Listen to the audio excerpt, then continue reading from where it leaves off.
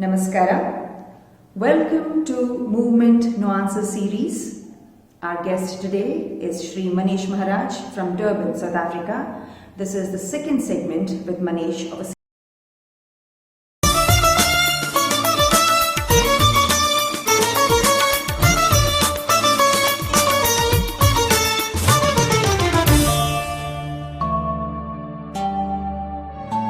I've worked with a couple of contemporary dance companies as well, but as a Kathakar, I'm not a trained contemporary dancer. But in South Africa, because it's such, it's so cosmopolitan in terms of its culture, that contemporary dance is very well established in South Africa, highly established. We have a festival, I'm sure you're aware of it, it's called the Jomba Arts Festival in Durban itself. And it runs for like 2 weeks, with sold out performances every day. So I think us as classical dancers, there is some integration happening with contemporary dancers. And I've worked with the Flatfoot Dance Company, and the artistic director for that company is Leanne Lutz. And she and I share a very good working relationship as well as friends as well. And I've worked with her, and working with the company, with the contemporary dance company, really opened my eyes in terms of choreography, the treatment of sahitya and words itself. For example, this is one of her sort of techniques, if I could use that word, with regards to sort of blending the Indian with the contemporary. She would, as soon as I go into rehearsal, she would say, okay, Manish, show me an Abhinay piece, for example, where we have the divine, we have the devotee, and I would like to see something. So if I had to do something, then just say I did Shri Ramchandra Kripalu Bhajman. I would, because there's Bhakta and there's the Ramji there. So if I would do Shri Ramchandra Kripalu Bhajman Haran Bhava Bhaya Darunam Navakanjalochan Kanja Mukha Kar Kanja Pada Kanjarunam.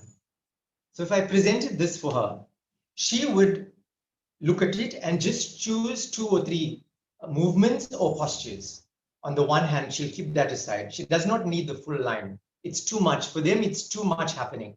Just 2 or 3 of the essence of it, I would say, the essence of the line. And side by side, she would have a signature contemporary dance passage, just as a skeleton. And she would split the company in 3 or 4 groups.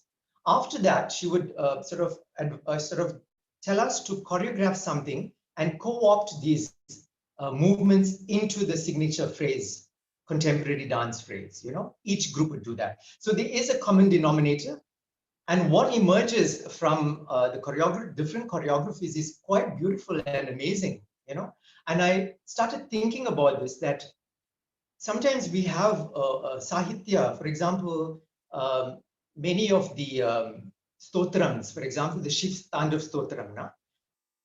The first verse is just this much. Jatatavi galajwala pravahapa vitastale kale balam vyalambita bhujangatunga malikam damad damad damad damad damanninada varmaya chakara chanda tandavo tanotuna shiva shiva. That is just the first verse, and now there's 15 verses that come after that. I mean, with that, it's 15. So how do we as classical dancers dance this? By the way, I've done this word for word. We all know that we have to first do the Padhartha Abhinaya, then the Vakyartha Abhinaya, and then it goes to Sanchari Bhav. But this kind of Sahitya is moving really fast and quick. How do you portray it without looking overworked or gaudy, which we sometimes fall in that trap of making it look like movement with no depth. And then I started thinking to look at the stanza, the first stanza, and see what the poet, in this case it's Ravana himself, that get into the psyche and see through all these words and all these phrases, what is just the essence of that verse. And just capture that much and elaborate on that so that you have more depth and less movement. So I think contemporary dance has taught me that not to analyze too much, not to, I enjoy the process of layering Abhinaya. That is beautiful, I love it.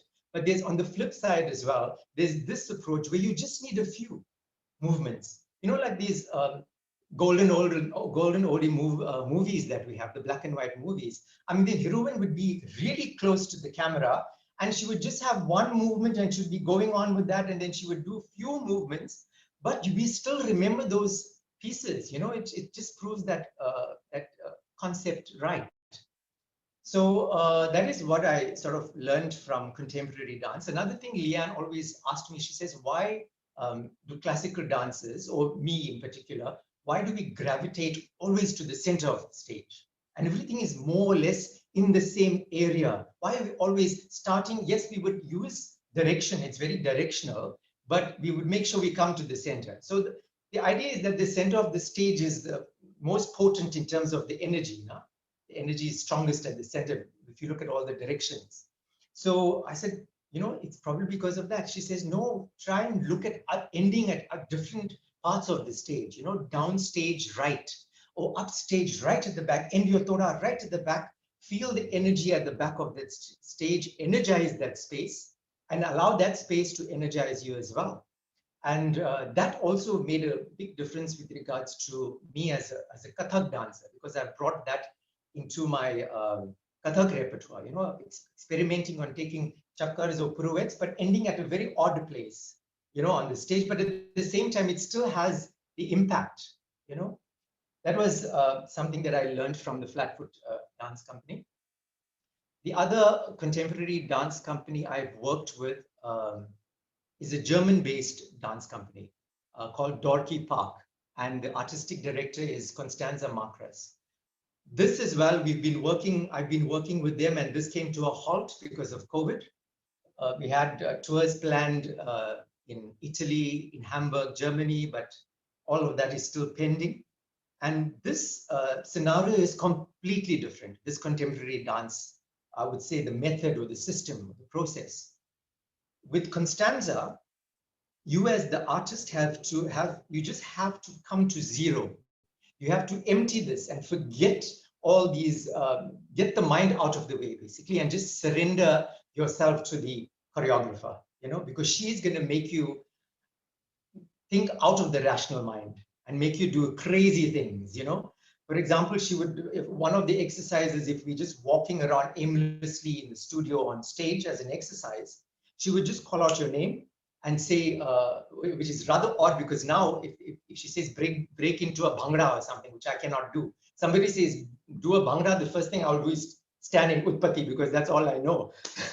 but once you remove all of that, and she says breaking out, I know what a bhangra is supposed to look like, because I've seen it on stage, I've seen it on video. And then once you've left, you come to zero. How the body starts working according to the director is an amazing thing. She would just say, just go on the floor and slither like a snake, and then bite the other dancer, and he needs to be now possessed as the snake. It's like that kind of, those kinds of exercises, which really puts you on the spot, you know. And that's what I've learned from the Dorky Park Dance Company. And I'd like to share something with you. While I was in Germany, I took a break. It was supposed to be a break of a week just to tour and look at the Frankfurt city center. And while I was there living with my host, he one day got a call from a lady who runs an old age home, you know. And she called him and she asked him, like, what are you doing? And he says, no, I've got this dancer from South Africa. He's with me at the moment, and I'm just showing him around. And she was like, okay, if he's there, would he like to do a performance program for me at my old age home in 2 days time? Then he says, would you like to do it? I said, yeah, why not? I'm not doing much, you know. So the program just got sorted out like that, because the function was already there. So this was so new to me. It was the first time something like this happened to me. And it was very profound, and it just brought me to some kind of realization. So I entered the main hall where the senior citizens are basically waiting for me to start. And it's about 50 or 60 of them, all German people, from 60 and above. And for me now to see this was new. It was very new to me, you know. I had an interpreter who in German, they didn't even know English, or leave alone, they didn't even know Hindi or any of, obviously, you know.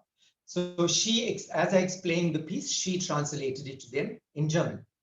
And I did it it was a short performance for about 35, 40 minutes. And I was, during the whole performance, I was thinking to myself, am I connecting with them? Are they bored? Is the music too loud because old people do not like loud music and we need to hear the music?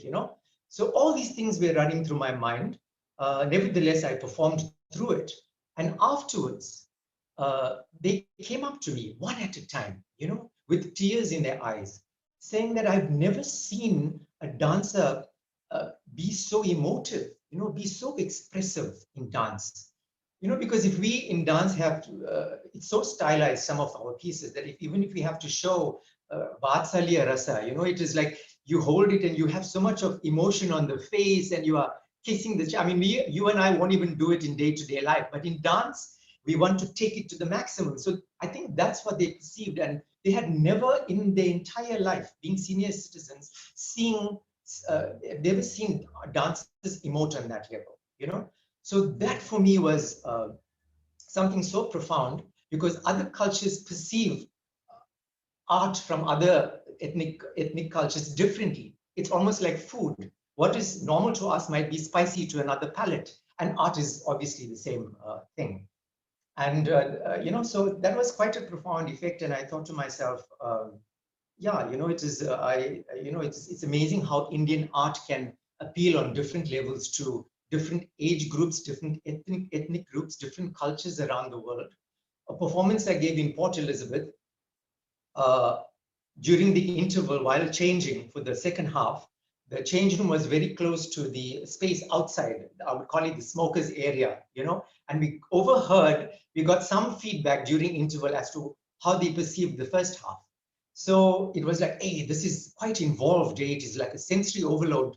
I'll have to watch this again for me to grasp the entire essence of what is this all about, Kathak, It's quite flamboyant and that kind. And I realized for us, it doesn't come across that way, but for different cultures, they need time to assimilate what we've just given them. So yeah, basically that's part of my journey that I wanted to share with you, and that have made a significant difference in my process of choreography, in my repertoire, in my thoughts, the way I look at dance. Thank you for watching this video. Follow us on Instagram for more updates. Make sure you like, share and subscribe to our channel.